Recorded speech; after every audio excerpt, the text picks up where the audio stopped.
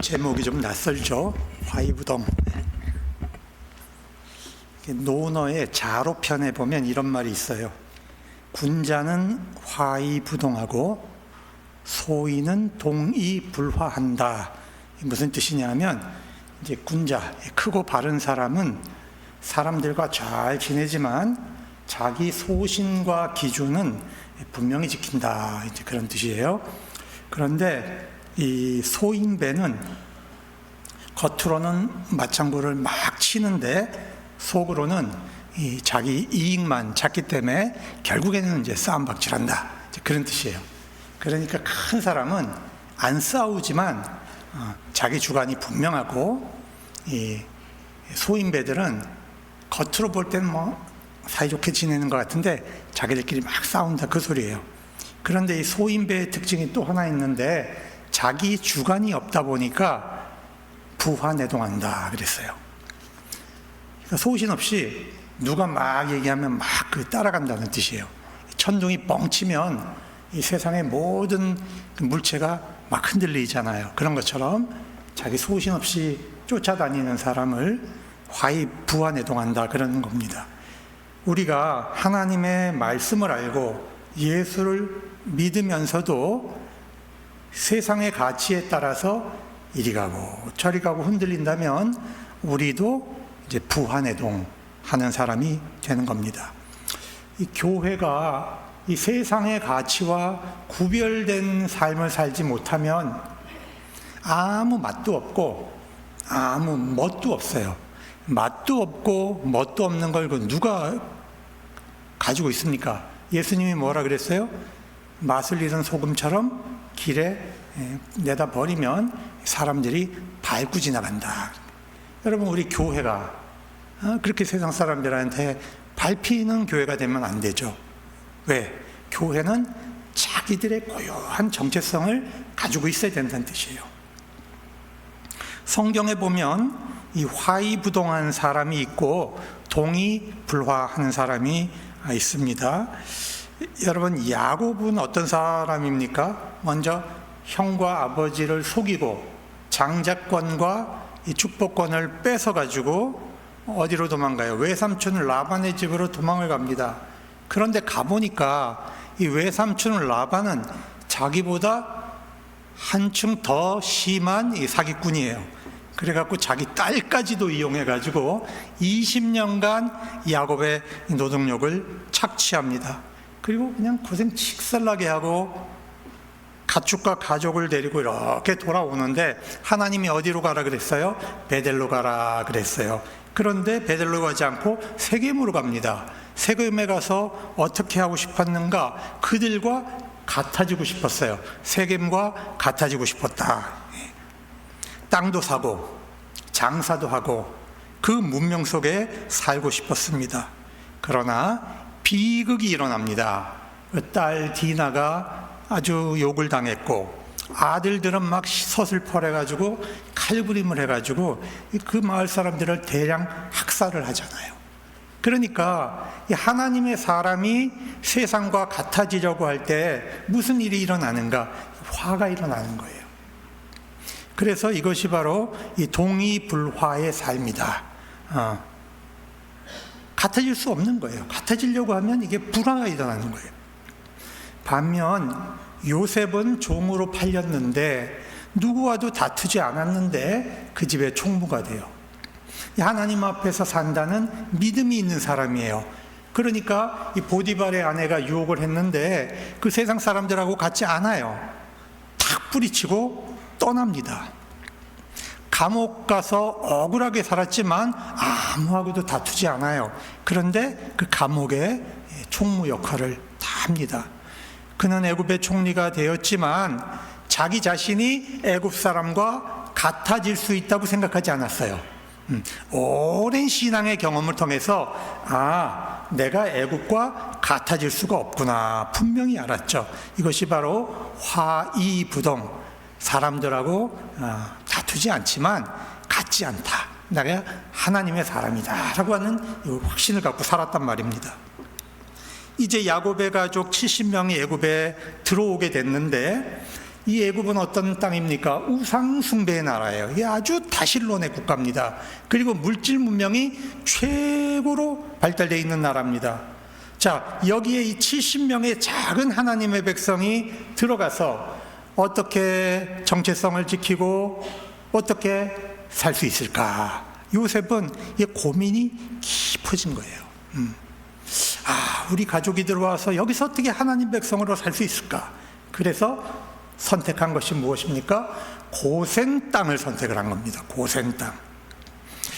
그런데 창세기 45장 오늘 읽은 본문 한 장 더해 보면 이 형들을 가나안에 보낼 때 이 바로 왕이 뭐라고 하냐 하면 그러니까 요셉은 먼저 이렇게 말합니다. 형들에게 아버지의 자녀들과 가축과 모든 소유가 고센 땅에 와서 나와 가깝게 하소서 이럽니다. 그러니까 아버지 가축 다 어디로 가라고요? 고센 땅으로 가라고 얘기를 합니다. 요셉은 이 가족의 신앙과 생명을 보호하기 위해서 아주 구체적인 계획을 가지고 있었던 겁니다. 여러분, 진정한 사랑이라고 하는 것은 감정만으로 되지 않아요. 눈물 흘리고 부드럽게 말하고, 여러분, 이게 사랑의 전부가 아니에요. 이 사랑이라고 하는 것은 뭐냐? 깊은 의지가 있어야 돼요. 깊은 의지가. 계획이 있어야 된다 그 말이에요. 계획이 있어요. 여러분, 남자 여자가 사랑한다고 그냥 눈에 불만 반짝반짝 튄다고 그게 사랑이 됩니까? 오래 살려면 준비를 해야죠. 어떻게 살 건지, 집은 어떻게 마련할 건지, 가족은 어떻게 끌고 갈 건지, 이게 딱 계획이 있어야 되는 거예요. 그래서 어거스틴이 뭐라고 하냐면 이 사랑은 감정이 아니고 의지다. 그래서 의지. 45장 17절 18절에 자, 이제 그 형들이 아버지를 모시러 다 이제 가나안 땅으로 올라갈 때 이 바로 왕이 이제 뭐라고 얘기하냐면 요셉에게 자, 이 가족을 다 불러오면 내가 애굽에서 기름진 땅을 주겠다. 좋은 것을 주겠다 그래요. 이게 무슨 소리입니까? 여러분, 우리말로 얘기하면 이 강남의 이 금싸라기 땅을 이게 택해 주는 거예요. 그러니까 이게 겉으로 보면 참 감사한 말인데 요셉이 이 말을 듣고 속으로 야, 이거 큰일 났다 그러는 거예요. 무슨 생각이냐면 아까도 얘기했지만 믿음을 지키고 큰 민족이 되려면 너무 가깝지도 않고 너무 멀지도 않아야 됩니다. 그러니까 이 애굽의 중심 문명하고 너무 가까이 있어도 안 되고 멀어져도 안 되는 거예요. 이게 화이부동하는 자리가 필요한 거죠. 사이좋게는 지내되 절대로 섞이면 안 되는 그런 자리가 필요한 겁니다. 자, 아무것도 준비가 안 된 가족이 애굽의 중심부로 딱 들어와 버리면 이 자기 신앙의 정체성이 다 무너지면 어떻게 됩니까? 부화내동한단 말이에요. 이 애굽의 문명에 확 쓸려가서 아무것도 남는 것이 없게 되죠. 그래서 이 요셉이 성경에는 여러분 구체적으로 설명해 놓고 있지 않지만 가만히 이걸 들여다보면 요셉이 고민이 지금 무척 많은 거예요. 이걸 어떻게 해결할까? 고민이 많은 겁니다. 그래서 오늘 본문 창세기 46장 27절로 오면 야곱이 유다를 먼저 보내서 자, 내가 간다고 준비해라 그래요. 왜 유다를 보냈을까? 그래서 가만히 생각을 해보니까 여러분, 요셉을 팔자고 한 사람이 누구예요? 유다입니다. 요셉 어린 요셉을 팔아버리자고 한 게 유다예요. 그러니까 이 결자 해지라는 게 있잖아. 자기가 가서 아버지와 아들 만나는 그 준비를 해야 되는 거예요. 그러니까 그 야곱이 유다를 픽업한 거죠. 이때부터 이제 유다가 굉장히 중요한 인물로 부상을 합니다. 그런데 옛날 같았으면 야곱은 이 고센으로 직접 안 가요.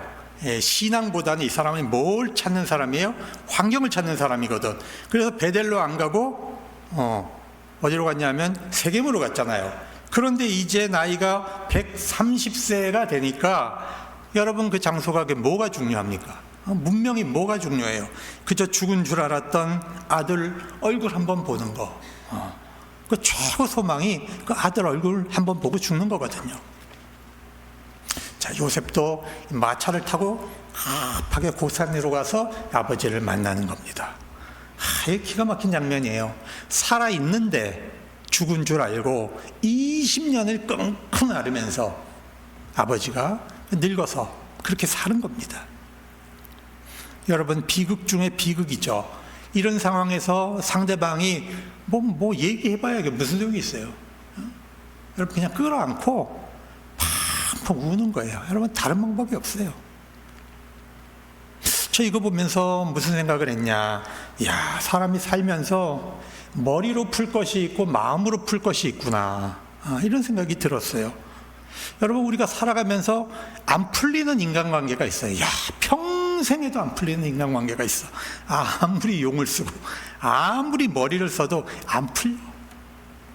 왜? 이 마음을 다쳤는데, 서로 마음을 다쳤는데 어떻게 그게 말로 해결이 되겠어요? 여러분, 기도하고 하나님 앞에서 내 마음이 다 정리가 돼야 돼. 그리고 나면요, 이 마음으로 그 사람을 한 번, 두 번 만나보는 거죠. 그렇다고 해서 그 사람이 우리에게 마음 주는 건 아니에요. 툭 주진 않아요. 그죠? 그러나 상대방이 안 받아주더라도 하나님이 여기에 개입해 주시면, 그래서 이게 풀어주시면 그때 풀려요. 그러니까 여러분이 아버지와 아들이 20년간 못 본 거를 어떻게 머리로 풀겠냐고요. 끌어안고 우는 거죠. 그냥. 한참 울어요. 요셉아, 네가 살아있구나. 이제 네 얼굴 보았으니 나는 죽어도 여한이 없다. 여러분, 야곱은 이제 모든 고민과 근심과 염려에서 해방되는 거예요. 무슨 미련이 남았겠어요?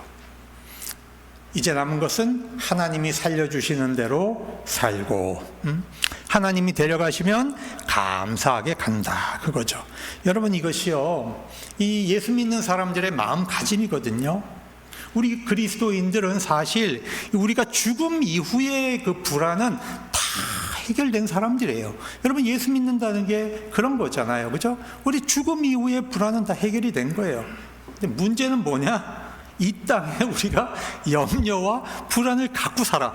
이상해. 죽은 후의 문제는 다 해결이 됐는데 이 땅 사는 게 이게 염려와 불안이 많아요. 이게 참 모순 중에 모순이에요. 왜냐? 이 세상에 나 혼자 사는 게 아니거든. 가족이 있고 새끼가 딸려 있고 맡겨진 책임이 있고 염려와 근심이 있을 수밖에 없는 것이 사실입니다. 그러나 우리가 성경은 뭐라고 얘기하냐? 불안하고 근심하는 삶을 살지는 말아라 그러잖아요. 그러니까 하나님이 말씀하셨으니까 우리가 잘 안 돼도 어떻게 한다? 아멘 하고 그냥 받는 거예요. 그러다 보면 또 우리가 커져요. 이게 믿음이 자랍니다. 예.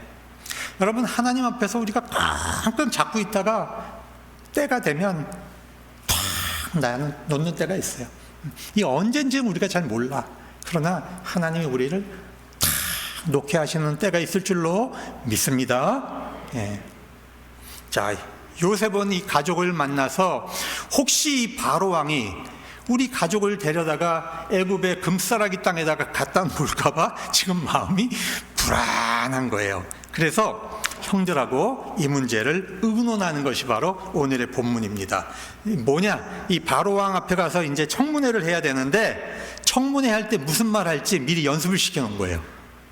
가서 딴소리 하지 마라. 요렇게 말해라. 그리고 딱 연습을 시킨 겁니다. 그래서 엉뚱한 소리 안 나오게 준비한 겁니다. 31절 34절을 제가 요약을 해보면, 형님들, 제가 바로 왕 앞에 가서 가나안 땅에 있는 우리 가족들이 지금 가축 데리고 다 여기 내려왔습니다. 그런데 그들이 다 직업이 목자입니다. 목자. 이렇게 보고를 하겠습니다. 그러니까 왕이 묻거든 딴소리 하지 말고 이렇게 대답하십시오. 우리 집안은 조상 대대로 목자로 살았습니다. 그렇게 답하십시오. 이렇게 말을 하는 겁니다. 이게 무슨 소리냐면 우리 집안 대대로 DNA가 목자니까 우리는 딴짓은 못해 먹고 삽니다. 그렇게 얘기하라는 거예요. 이해가 되셨어요? 굉장히 이제 분명하죠. 이 성경은 막 이렇게 늘어났는데 이렇게 간략하게 정리하는 게 굉장히 중요해. 왜 그랬을까요? 이 두 가지 이유가 있습니다. 첫 번째, 애굽 사람들은 목축하는 목자들 되게 싫어합니다. 증오합니다. 자기들은 농사해서 먹고 사는데 자기들이 섬기는 신은 전부 이 짐승 대가리라고 있어요. 자기들이 섬기는 신은, 여러분 이집트의 그 신화 그림 보세요. 전부 이 짐승 대가리를 하고 있어요. 소도 있고요, 개구리도 있고요, 별의별 게 다 짐승이에요. 그러니까 이 짐승을 도살해서 먹고 산다, 이거 아주 싫어하는 겁니다. 그러니까 우리가 목자라고 밝혀서 애굽 사람들이 우리한테 접근을 아예 안 하도록 그렇게 만들어 놓은 겁니다. 첫 번째로. 두 번째는 왕이 질문할 때 혹시 딴소리 할까봐, 제가 목자인데요, 저 장사도 잘합니다. 형들이 이렇게 얘기할 수 있거든요. 그러니까 그 쓸데없는 소리 하지 말고 그냥 목자다, 그것만 얘기해라. 그렇게 아예 막아버린 겁니다. 그리고 나서 47장 1절에 보면 요셉이 형들 5명을 뽑아요. 5명. 근데 이 5라는 숫자는 이스라엘 사람들은 7을 좋아하잖아요. 7수, 7수. 근데 애굽 사람들은 5을 좋아해요. 모든 생활 속에 5이 들어갑니다. 그래서 우리가 지난번 이제 성경 읽을 때도 보면 베냐민하고 형들을 이제 그 가나안에 올려보낼 때 형들한테는 옷을 한 벌씩 줘요. 근데 베냐민한테는 5벌 줍니다. 그리고 밥상 차렸을 때도 형한테는 그냥 1인분씩 주는데 베냐민한테는 5인분을 줘요. 그거 다 먹으라는 소리가 아니고 그 풍습이에요. 풍습. 그런 겁니다. 그리고 나중에 이제 애굽 사람들이 농사를 져서 세금을 바칠 때도 5분의 1을 바치게 합니다. 그러니까 5라는 숫자를 너무너무 좋아하는 거예요. 애굽인들이. 그래서 형 5명을 데리고 이제 갑니다. 자, 우리 가족이 고센에 와 있습니다. 이렇게 보고를 해요. 그러니까 이제 바로 왕이 형들에게 당신들 직업이 뭡니까? 하고 물어요. 요셉의 예상을 빗나가지 않은 거죠. 그러니까 형들이 이렇게 대답합니다. 종들은 목자인데 우리와 선조가 다 목자입니다. 가나안의 기근이 심해 양떼를 칠 곳이 없어서 이곳에 잠시 거류하러 왔습니다. 저희를 고센 땅에 살게 해 주십시오. 그럼 여기서 이제 거류라고 하는 말이 굉장히 중요한 말이에요. 이게 원어로 게르라고 하는 건데 이건 뭐냐면 나그네로 산다는 거예요. 나그네. 우리가 여기 와서 영원히 살 생각 없습니다. 잠시 있다가 우리는 떠납니다. 그런 소리예요. 우리가 이건 신앙인의 정체성이거든요. 여러분, 우리도 하나님으로부터 창조돼서 이 땅에 와서 살잖아요. 근데 우리가 여기 나그네지. 우리가 여기 영원히 삽니까? 아니거든요. 그래서 우리가 찬송가에도 있지만 나는 순례자 그러잖아요. 그죠? 이게 뭐예요? 이게 전부 게르라는 말이에요. 우리가 전부 나그네라는 거예요. 그러니까 이 땅에 발은 붙이고 살지만 여기다가 마음과 영혼과 정신까지 이 땅에 묻으라는 소리가 아니거든요. 우리는 하나님의 약속의 땅, 저 가나안으로 언젠가는 돌아갈 사람입니다. 그렇게 지금 얘기를 하고 있는 겁니다. 그래서 이제 바로 왕이 다 이제 그 얘기를 알아들었습니다. 그래서 6절에 보면 고센 땅에 거하게 하라 이렇게 명령을 하고 한 가지 더 말을 합니다. 능력 있는 자들 중에 골라서 나의 가축을 돌보도록 하라 그럽니다. 그래서 이제 형들 중에 뭐가 생긴 겁니까? 이제 공무원이 생기는 겁니다. 여러분이 애굽 사람들은 가축 돌보는 능력이 좀 떨어지잖아요. 근데 이 목자들이 오니까 가축을 얼마나 잘 돌보겠어요. 그러니까 이제 여기서 왕실의 가축을 관리하는 고위 공무원이 이제 여기서 나오게 되는 겁니다. 여러분, 이 애굽이라고 하는 나라가 오늘날은 어딘가요? 이집트죠. 오늘날의 이집트를 이제 애굽이라고 하는 겁니다. 그런데 오늘날 이 이집트의 수도가 어디냐면 카이로예요. 카이로 들어보셨죠? 카이로. 근데 이 카이로 바로 근처에 이 모자탐이라고 하는 쓰레기 마을이 있습니다. 여러분, 저 한번 가보고 싶은데 아직 이집트를 못 가봤어요. 꼭 여기는 가봐야 되는데, 여러분, 우리나라는 이 쓰레기 처리하는데 정부가 굉장히 많은 비용을 들이잖아요. 재생도 하고 분리수거도 하고 음식물 쓰레기는 또 따로 처리하고. 그런데 이 카이로 정부는 쓰레기 수거하는 데는 1원도 쓰지 않아요. 그러면 이 쓰레기를 누가 처리하느냐? 이 모자탐 마을에 자발린이라고 불리는 이 공동체가 있어요. 이 사람들이 카이로 시내에서 나오는 모든 가정 쓰레기들을 수거해서 분리합니다. 분리하고 재활용해서 생계를 유지해가요. 근데 이 쓰레기 이 재활용량이 얼마나 많냐 하면 80%가 재활용이 돼요. 그러니까 선진국만 하더라도 우리도 마찬가지지만 쓰레기 재활용률이 25%에 불과해요, 여러분. 엄청난 돈을 들이면서도 25%만이 쓰레기가 재활용된다는 뜻이에요. 그런데 이 카이로는 돈 한 푼 안 들이고 이 자발린이라고 하는 공동체에 사는 사람들이 3만에서 5만의 기독교인들입니다. 3만에서 5만에 사는 이 기독교인들이 모든 이 카이로에서 나오는 쓰레기의 80%를 재생하고 있다. 여러분 어마어마하지 않습니까? 그러니까 이 사람들은 3만에서 5만밖에 안 되는 소수의 기독교인인데 이 사람들에 의해서 여러분 카이로가 유지가 되고 있는 거예요. 이 사람들이 쓰레기를 중단해버리면요, 이 카이로는 쓰레기 더미에 묻혀서 망해버리는 거죠. 그러니까 정부가 이 기독교인들을 건드릴 수가 없는 거예요. 이 굉장히 지금 이제 놀라운 일인데, 그러면 이 이집트에 처음에 복음을 전한 사람이 누구냐 하면 마가입니다. 성경에 나오는 마가복음을 쓴 마가가 여기에 가서 이제 복음을 전했어요. 그런데 이 이집트가 이슬람 국가로 이제 바뀌는 게 641년이에요. 이 아랍이 여기를 이제 침공에 들어가서 641년에 이집트가 전부 모슬림 국가가 된 겁니다. 그런데 979년에 그 이집트의 술탄, 왕이죠. 이 사람이 아주 악독한 마음을 품었어요. 그래서 기독교인들을 내가 다 몰살해야 되겠다.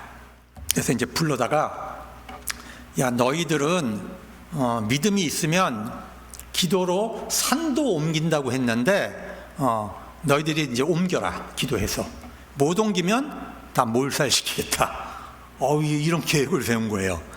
그래가지고 이 기독교인들이 그때 이제 누구를 찾아가냐 하면, 그 당시에 이제 눈을 한쪽에 이제 장애를 입은 지도자가 있었어요. 구두 수송공으로 살아가는 시몬이라는 사람을 이제 찾아가서 이분들과 이제 기독교인들이 금식 기도하면서 기도를 하는데 정말 기적이 일어났어요. 이게 산이 흔들리면서 산이 갈라지는 기적이 일어났다는 겁니다. 그래서 술탄이, 야, 이거 건드리면 안 되겠다. 그래가지고 이 기독교인들을 죽이는 것을 중단했다는 거예요. 그래서 이 이집트의 기독교 공동체가 생명을 유지해 갈 수가 있었던 거예요. 1910년경부터 이 모카탐, 이 쓰레기 마을이 이제 생겼습니다. 이 카이로 옆에. 그리고 1940년에 이집트의 남쪽에 있던 사람들이 기근이 생기니까 대거 이제 이주를 해갖고 이 카이로에 들어와서 살았어요. 그러니까 이 카이로 정부가 이게 막 처치곤란이잖아요. 그러니까 1970년에 이걸 강제 철거시킵니다. 이 사람들을 강제 철거시키는데, 이때 이제 그 당시에 기독교인들이 이 쓰레기 마을로 이제 1970년에 들어오는 거예요. 왜 들어왔냐? 자, 이 사람들이 이슬람 문명 안에서 살아가려면 어떻게 해야 되냐면, 이슬람 문명에서 공부하고 이슬람 문명에서 장사하고 직업을 가지려면 뭐가 돼야 돼요? 신앙을 버려야 돼요. 신앙을. 살려는 주는데 공부도 안 시키고 직업도 안 주고 아무것도 안 주는 겁니다. 기독교인들이 어떻게 살아요? 우리의 자녀가 이 무슬림 땅에서 먹고 살고 출세시키려면 신앙을 버리게 해야 된단 말이에요. 여러분, 이게 얼마나 무시무시한 시험입니까? 이 사람들이 어떤 결정을 했냐? 쓰레기를 우리가 수거하자. 우리가 쓰레기를 수거하면 우리를 못 건드린다. 신앙을 지키면서 우리가 쓰레기 치우는 사람으로 살자. 그래서 이 사람들의 이름을 자발린이라고 부르는데, 이 자발린이 쓰레기 치우는 사람들, 그런 뜻이에요. 그래서 그 지역 사람들을 자발린 공동체라고 불러요. 여러분, 이 사람들이 하루에 11,000톤의 쓰레기를 가지고 들어와요. 그래서 분류를 하는 거예요. 어마어마하죠? 그리고 음식물 쓰레기를 가지고 돼지를 키워요. 저기가 이제 그 모카탐 이제 쓰레기 마을이죠. 이게 뭐 쓰레기가 다 덮여 있는데, 여러분 쓰레기 보세요. 이렇게 이제 다 가지고 들어와서 여기서 이제 다 분류하는 거예요. 분리, 수거. 그 다음 세 번째, 그 다음 네 번째. 여기 보시면 돼지들을 이렇게 키우잖아요, 그죠? 그런데 무슬림 사람들은 돼지 싫어합니다, 그죠? 유대인들도 돼지 안 먹지만 무슬림도 돼지 되게 싫어합니다. 그러니까 2009년 4월에 정부가 이 돼지 독감을 명분으로 해서 이 자발린 사람들이 키우던 돼지 30만 마리를 도살해 버려요. 그러니까 이 자발린 사람들은 그거 팔아서 또 그걸로 이제 먹고 살았는데 이 자발린 사람들이 먹고 살 길이 무너져 버린 거예요. 경제가 무너져 버렸습니다. 그러니까 여러분, 음식물 쓰레기를 누가 먹었어요? 이 돼지가 먹어치웠단 말이에요. 근데 이 돼지를 다 죽여놓으니까 이 카이로 정부는 이 음식물 쓰레기 수거할 능력이 있어요, 없어요? 수거할 능력이 없잖아요. 이게 음식물 쓰레기 가져가질 않죠. 그러니까 이게 이 카이로 전체가 뭐가 됐냐? 음식물 쓰레기로 덮이기 시작한 거예요. 그리고 이거 썩잖아요. 그러니까 위생이 다 망가지죠. 전염병 돌고 이 카이로 전체가 엉망진창이 된 걸 경험한 거죠. 그래서 이 카이로 정부가 이 사람들 건드렸다가는 이 자발린 공동체의 기독교인들 한 3만 5만인데 이 사람들 건드렸다가는 우리 카이로가 이게 살아남을 수가 없겠다. 저 사람들 죽였다가는 우리도 죽겠다라고 해서 이 자발린 공동체를 이제 건드리지 못하게 된 거예요. 그래서 몇 년이 지나서 이 자발린 기독교인들이 다시 돼지를 기르면서 이 음식물 쓰레기를 다 해결하게 되는 거죠. 근데 여러분, 이거 가면 냄새가 나고 이 쓰레기가 이제 너무 많으니까 유아 사망률이 카이로보다 3배가 높다는 거예요. 여러분, 환경이 얼마나 나쁜지. 그런데 이 기독교인들이 정말로 아름다운 교회를 세웠어요. 아름다운 교회를. 여러분, 기독교인들이 자기 아이들이 태어나면 여러분 이 손목에다가 십자가 문신을 해줘요. 십자가 문신. 여러분 그 그림 한번 보여주세요. 여러분 십자가 문신을 해주죠. 이게 무슨 뜻이냐? 네가 일평생 천민으로 살고 공부 못하고 박해를 받더라도 뭘 지켜라? 신앙을 지켜라. 이집트에서 출세할 생각하지 말고 신앙 지키고 살아라. 여러분 이거 기가 막힌 이야기 아니에요? 대한민국의 어떤 부모가 어떤 신앙인이 그 자기 자식에게 저렇게 할 수가 있어요? 못 배우고 가난하고 이 바닥 생활을 하면서도 이 자기 신앙을 지키려고 저런 삶을 결단하고 사는 사람들이란 말이에요. 이 사람들이 이 예배 처소를 만들기 위해서 이 동굴을 파기 시작을 했어요. 동굴을. 그래서 2만 명이 동시에 예배 드릴 수 있는 어마어마한 동굴 예배당을 세워놨습니다. 여러분 이 그림 한번 보여주세요. 여러분 저 쓰레기 더미를 뚫고 한 20분 들어가면 저렇게 아름다운 여러분 예배당을 지어놨죠? 그리고 이게 지금 이제 산인데 이 밑에 이게 동굴을 판 겁니다.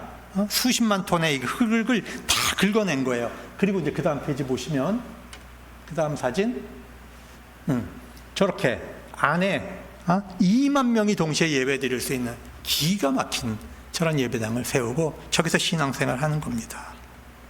그런데 이 동굴을 파면서 뭐가 나왔냐면 과거 그 외눈으로 그죠? 이 기적을 일으키는 지도자였던 시몬의 그 유물이 저기서 이제 출토가 되었고, 자 이곳에서 과거 예배드렸던 예배당이 또 발견이 돼요. 그러니까 저희가 막혀 있었지만 저희가 과거에 예배드렸던 장소인 거죠. 그래서 이 교회 이름을 성 시몬 교회다 이렇게 지금 이름을 붙였습니다. 자 이제 오늘 우리가 성경에서 얘기하고 있는 이 고센이 지닌 영적인 의미가 뭔지를 한번 이제 살펴보겠습니다. 여러분 우리 그리스도인들은 세상에 살아요. 이 세상을 등지고 살 수 없어요. 세상에 사는데 이 세상에 속한 사람은 아니에요. 속한 사람이 아니에요. 그래서 우리가 이 세상의 가치관이 아무리 강력하고 아무리 우리에게 큰 영향을 준다고 해도 우리가 부한해동하지 말고 이 하나님 신앙과 이 말씀의 가치관을 지키며 살아야 된다는 거예요. 그래서 고센이 필요한 거예요. 고센이. 두 번째로는 여러분 우리의 신앙과 하나님 말씀에 대한 가치관을 지키다 보면 뭐와 충돌해요? 이 세상과 충돌하게 돼 있어요. 그럼 때로는 박해를 받아요. 때로는 박해를 받고 때로는 차별을 받습니다. 저기 이 그 쓰레기 마을의 이 신앙인들처럼 차별을 받아요. 그런데 좌절하지 말고 우리가 이 신앙과 순종을 멈춰서는 안 됩니다. 이 세상의 가치가 영원하지 않아요.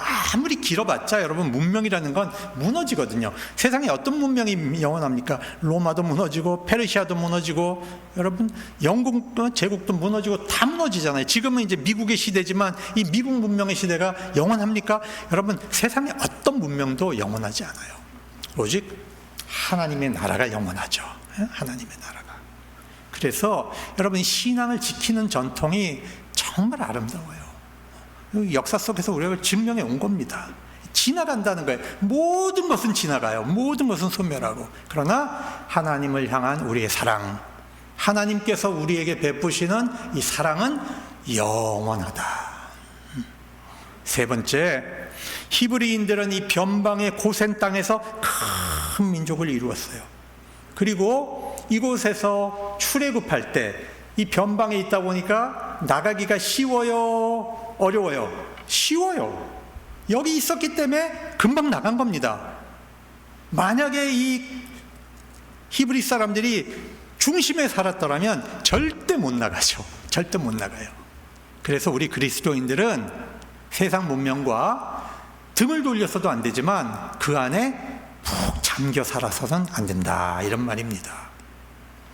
출애굽 직전에 보면 이 애굽의 바로 왕이 이제 요셉을 모르는 바로가 들어오죠. 그래서 이 히브리인들이 너무 빠르게 성장을 하니까 이 사람들을 그냥 뒀다가는 우리가 이 사람들한테 당하겠다 싶은 거죠. 그래서 그곳에다가 이제 국고성을 세워요. 이 국고성이라고 하는 것은 전쟁이 났을 때를 대비해서 거기다가 이제 식량과 무기를 이렇게 이제 비축해 놓는 그런 이제 큰 창고들이 있는 성을 세우는 겁니다. 비돔성과 람셋성을 고센에다가 세워요. 그리고 히브리 남자들 동원에다가 강제 노동을 시킵니다. 무시무시한 노동을 시키는 거죠. 벽돌을 다 만들어서 이제 쌓는 건데 지푸라기가 있어야 이 벽돌이 만들어지는데 지푸라기도 안 주고 그냥 흙만 주고 만들어라 그러는 거죠. 여러분 하나님이 이 이스라엘 애굽을 10가지 재앙으로 심판을 하시거든요.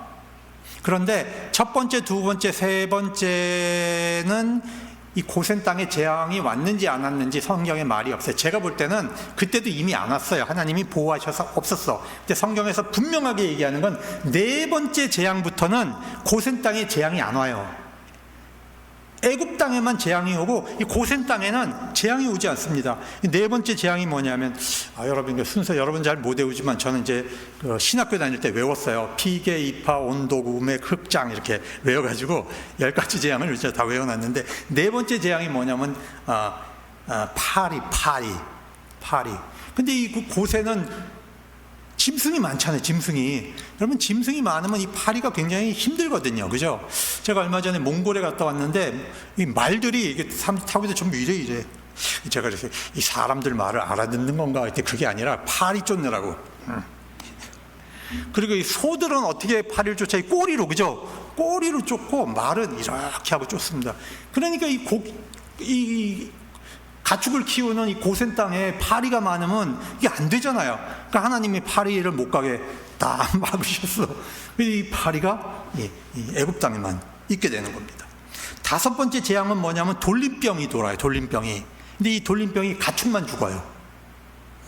그러니까 말, 낙이, 낙타, 소, 양이 막 죽어나가는데 여러분 말이 죽어나가면 이집트, 애굽은 어떻게 됩니까? 군사력이 망하는 겁니다. 군사력이. 군대가 못 움직여요. 낙타가 죽어나가면 무역이 안 돼. 이게 사막을 넘어가야 무역이 되는데 낙타가 다 죽었는데 무슨 무역을 해요? 그러니까 여러분 이 애굽은 경제가 이제 주저앉는 겁니다.